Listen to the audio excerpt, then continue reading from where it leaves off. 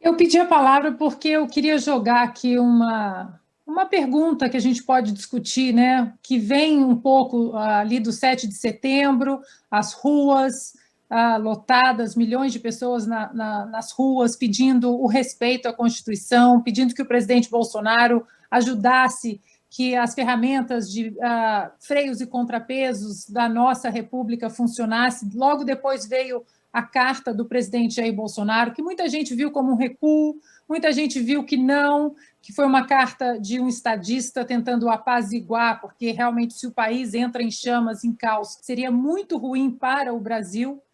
E queria discutir aqui com vocês, porque dentro das nossas ferramentas institucionais e constitucionais, caberia ao Senado e ao presidente do Senado, Rodrigo Pacheco, de colocar um processo de impeachment aí no plenário de um dos ministros, no caso, Alexandre de Moraes, trazer accountability, né, e usar exatamente a Constituição para proteger daqueles que não estão respeitando a Constituição.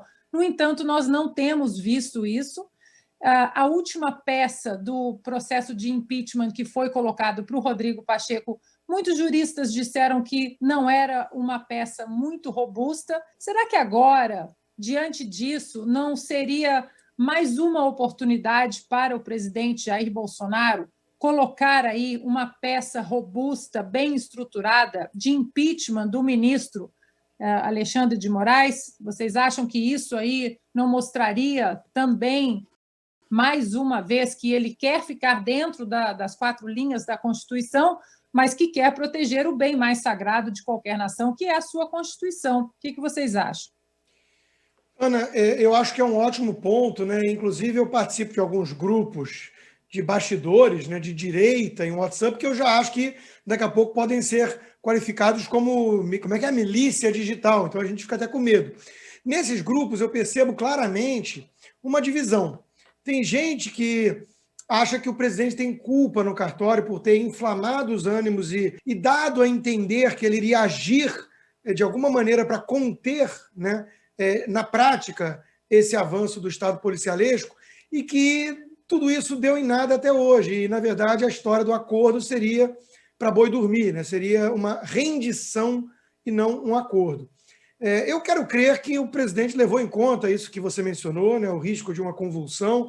Ali no 7 de setembro ele realmente se empolgou, é normal, né? Qualquer pessoa atenta ao descalabro jurídico nesse país está indignada. Ele é o maior alvo disso tudo, né?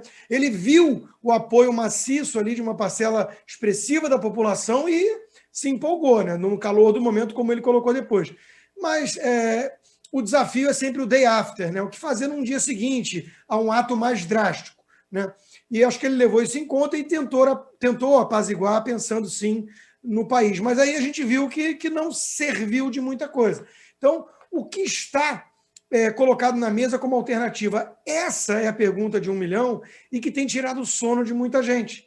Exatamente porque, como você já mencionou, o caminho natural seria o Senado, e na expressão popular aqui do Rio de Janeiro, onde eu ainda me encontro, né, está tudo dominado.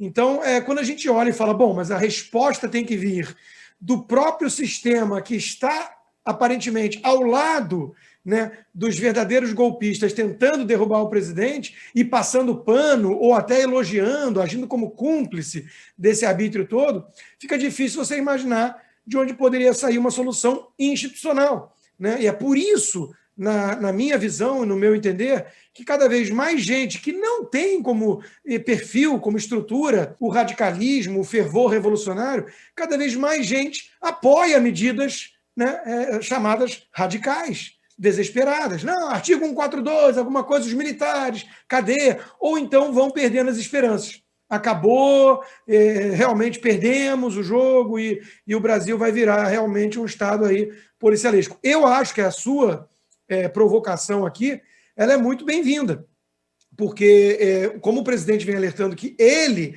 tem jogado dentro das quatro linhas da Constituição, ao contrário do outro lado, né, como podemos ver em mais um caso agora, né, eu acho que ele tem que estar sempre tentando reforçar isso e provocar esse tipo de reflexão em todos, para, no mínimo, derrubar de vez todas as máscaras, se é que já não caíram e todo mundo que tinha que perceber já não percebeu. Mas você expõe o jogo sujo que a imprensa cúmplice, como o Fiuza muito bem colocou, essa imprensa morreu, né?